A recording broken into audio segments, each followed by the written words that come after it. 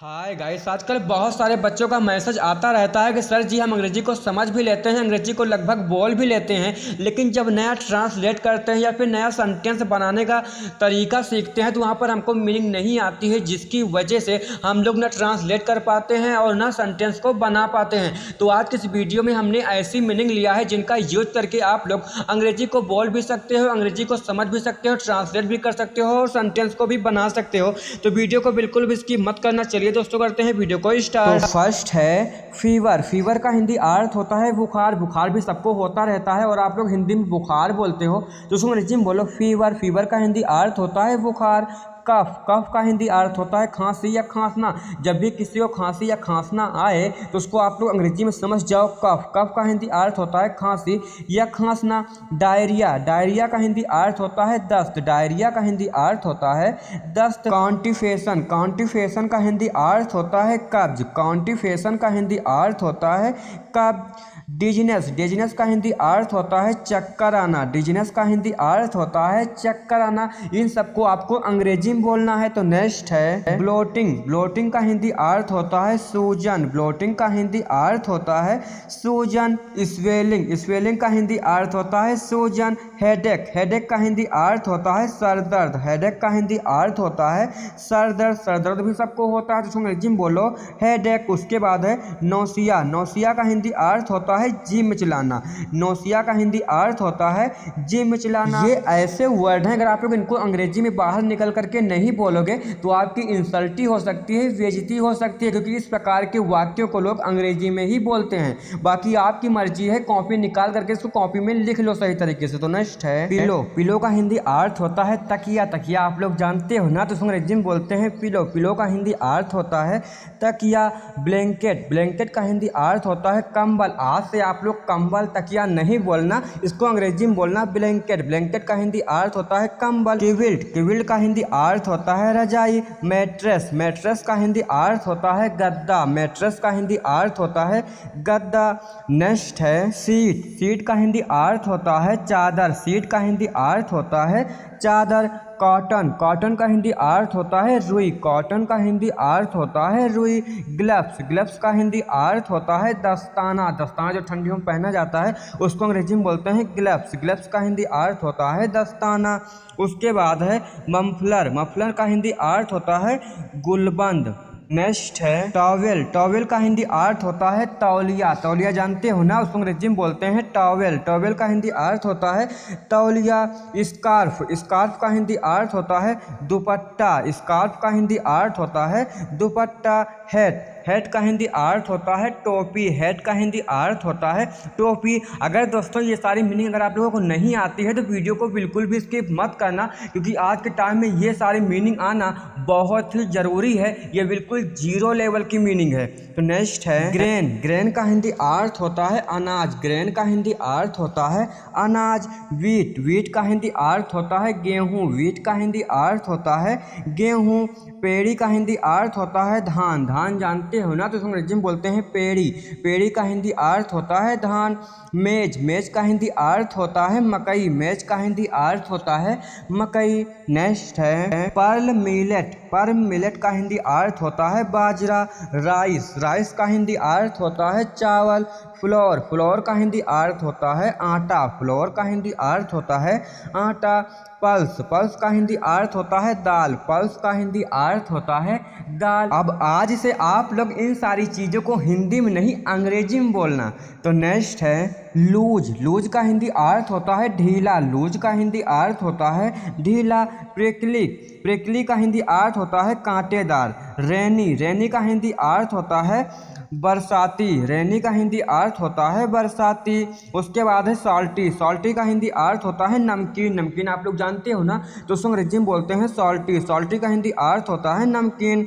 उसके बाद है स्टिकी। स्टिकी का हिंदी अर्थ होता है चिपचिपा। चिटकी का हिंदी अर्थ होता है चिपचिपा। नेक्स्ट है स्वीट। स्वीट का हिंदी अर्थ होता है मिठाई। स्वीट का हिंदी अर्थ होता है मिठाई। टार्ट। टार्ट का हिंदी अर्थ होता है तीखा। टार्ट का हिंदी अर्थ होता है तीखा। उसके बाद है टेस्टलेस। टेस्टलेस का हिंदी अर्थ होता है फीका। टेस्टलेस का हिंदी अर्थ होता है फीका। यम्मी। यम्मी का हिंदी अर्थ होता है स्वादिष्ट। आप लोग बोलते हो ना बहुत ही स्वादिष्ट है, तो इसको अंग्रेजी में बोलो यम्मी। उसके बाद है सिल्की। सिल्की का हिंदी अर्थ होता है रेशमी। सिल्की का हिंदी अर्थ होता है रेशमी। है ना बहुत ही इंपॉर्टेंट इंग्लिश मीनिंग। अगर आप लोग ये सारी मीनिंग को याद कर लेते हो, कहीं पर लिख लेते हो, तो आपको ये सारी मीनिंग आपको बहुत ही ज़्यादा काम आएंगी बोलचाल में और सेंटेंस ट्रांसलेट करने में।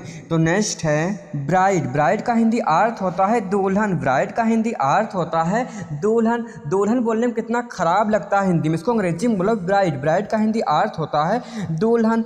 ग्रूम। ग्रूम का हिंदी अर्थ होता है दूल्हा। ग्रूम का हिंदी अर्थ होता है दूल्हा।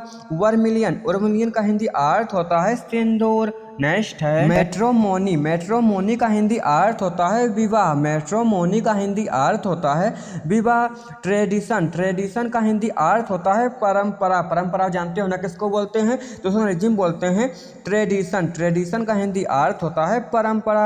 उसके बाद है सेरेमोनी। सेरेमोनी का हिंदी अर्थ होता है समारोह। सेरेमोनी का हिंदी अर्थ होता है समारोह। उसके बाद है प्रोसेशन। प्रोसेशन का हिंदी अर्थ होता है बारात। प्रोसेशन का हिंदी अर्थ होता है बारात। उसके बाद है फेयरवेल। फेयरवेल का हिंदी अर्थ होता है विदाई। फेयरवेल का हिंदी अर्थ होता है विदाई। आजकल इस तरीके से लोग अंग्रेजी में बोलते हैं और बहुत सारे लोगों को समझ में नहीं आता है, जिसके कारण वो लोग समझ ही नहीं पाते हैं कौन क्या बोल रहा है। तो ये सारी मीनिंग आपको आना बहुत ही जरूरी है, वरना आप लोग अंग्रेजी नहीं बोल सकते हो और ना ही समझ सकते हो, बाकी आपकी मर्जी है। तो नेक्स्ट है ब्लाइंड। ब्लाइंड का हिंदी अर्थ होता है अंधा। आप लोग अंधा या अंधे बोलते हो ना आप लोग, इसको अंग्रेजी में बोला करो ब्लाइंड। ब्लाइंड का हिंदी अर्थ होता है अंधा। डम। डम का हिंदी अर्थ होता है गूंगा। डम का हिंदी अर्थ होता है गूंगा। डिफ। डिफ का हिंदी अर्थ होता है बहरा। डिफ का हिंदी अर्थ होता है बहरा।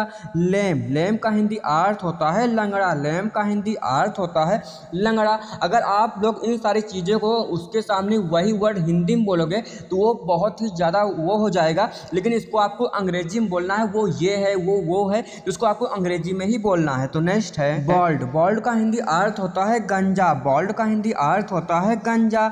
मेड। मेड का हिंदी अर्थ होता है पागल। मेड का हिंदी अर्थ होता है पागल। ल्यूनेसी। ल्यूनेसी का हिंदी अर्थ होता है पागलपन। ल्यूनेसी का हिंदी अर्थ होता है पागलपन।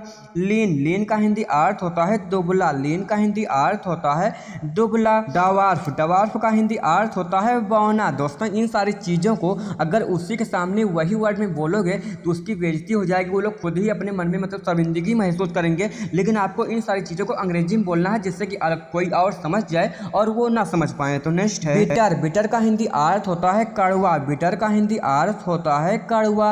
एंटर। एंटर का हिंदी अर्थ होता है प्रवेश करना। जब भी कहीं आप प्रवेश करो तो उसको अंग्रेजी में बोलो एंटर। एंटर का हिंदी अर्थ होता है प्रवेश करना। उसके बाद है होप। होप का हिंदी अर्थ होता है उम्मीद या आशा। होप का हिंदी अर्थ होता है उम्मीद या आशा। उसके बाद है थ्रेटन। थ्रेटन का हिंदी अर्थ होता है धमकाना। थ्रेटन का हिंदी अर्थ होता है धमकाना। नेक्स्ट है डंग। डंग का हिंदी अर्थ होता है गोबर। डंग का हिंदी अर्थ होता है गोबर। मट। मट का हिंदी अर्थ होता है कीचड़। मट का हिंदी अर्थ होता है कीचड़। पिट का हिंदी अर्थ होता है गड्ढा। पिट का हिंदी अर्थ होता है गड्ढा। डर्ट। डर्ट का हिंदी अर्थ होता है गंदगी। आजकल बहुत जगहों पर गंदगी फैली होती है और आप लोग हिंदी में बोलते हो गंदगी, उसको अंग्रेजी में बोलो डर्ट। डर्ट का हिंदी अर्थ होता है गंदगी। नेक्स्ट है डस्ट। डस्ट का हिंदी अर्थ होता है धूल। डस्ट का हिंदी अर्थ होता है धूल। स्कम। स्कम का हिंदी अर्थ होता है मेल। स्कम का हिंदी अर्थ होता है मेल। फोम। फोम का हिंदी अर्थ होता है झाग। फोम का हिंदी अर्थ होता है झाग। स्टेंच। स्टेंच का हिंदी अर्थ होता है बदबू। स्टेंच का हिंदी अर्थ होता है बदबू। नेक्स्ट है सेंड। सेंड का हिंदी अर्थ होता है भेजना। वो चीज़ चाहे जो चीज़ भेजो उसको अंग्रेजी में बोलो सेंड। सेंड का हिंदी अर्थ होता है भेजना। लूज। लूज का हिंदी अर्थ होता है ढीला। टेरस। टेरस का हिंदी अर्थ होता है छत। छत सबके घर पर होगी ना, तो उसको अंग्रेजी में बोलते हैं टेरेस। टेरेस का हिंदी अर्थ होता है छत।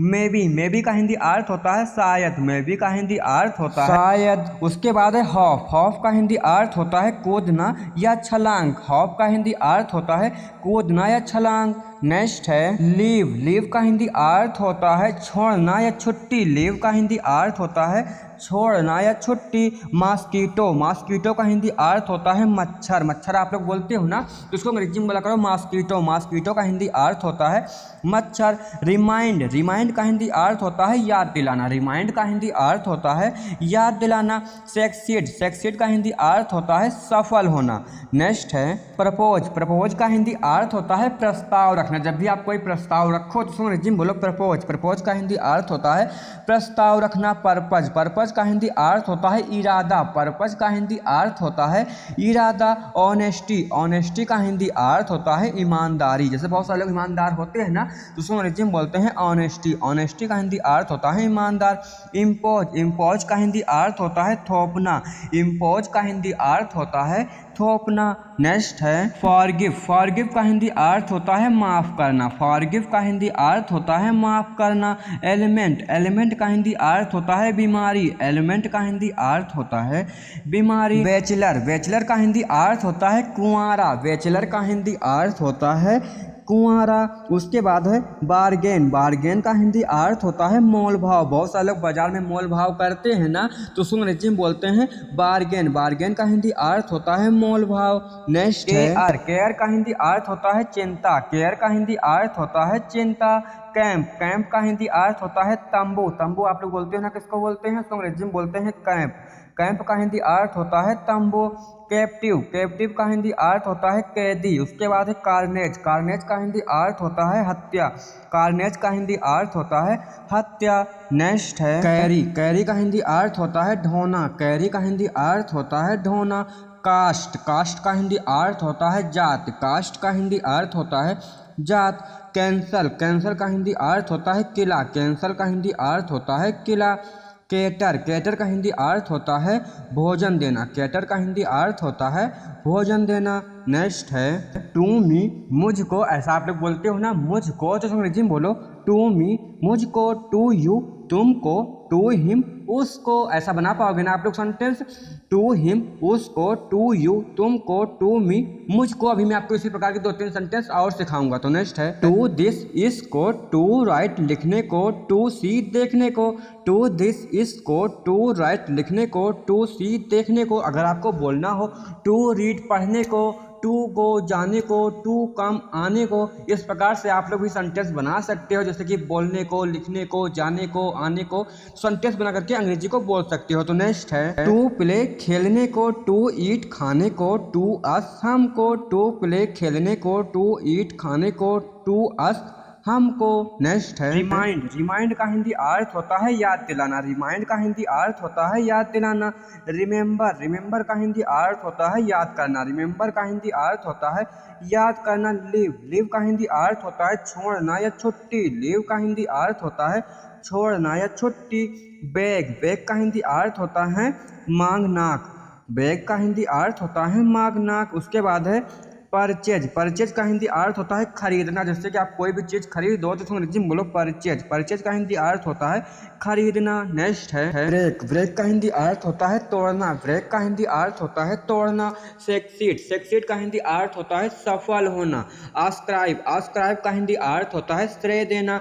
बायर। बायर का हिंदी अर्थ होता है खरीदने वाला। बायर का हिंदी अर्थ होता है खरीदने वाला। सेलर। सेलर का हिंदी अर्थ होता है बेचने वाला। जब भी कोई बेच रहा हो तो उसको अंग्रेजी में बोलते हैं सेलर। सेलर का हिंदी अर्थ होता है बेचने वाला। नेक्स्ट है लिप्स का हिंदी अर्थ होता है होठ। चीक। चीक का हिंदी अर्थ होता है गाल। चाच। चाच का हिंदी अर्थ होता है बड़ा। मुस्टैच। मुस्टैच का हिंदी अर्थ होता है मूंछ। बियर्ड। बियर्ड का हिंदी अर्थ होता है दाढ़ी। नेक्स्ट है नेक। नेक का हिंदी अर्थ होता है गर्दन। नेक का हिंदी अर्थ होता है गर्दन। थ्रोट। थ्रोट का हिंदी अर्थ होता है गला। थ्रोट का हिंदी अर्थ होता है गला।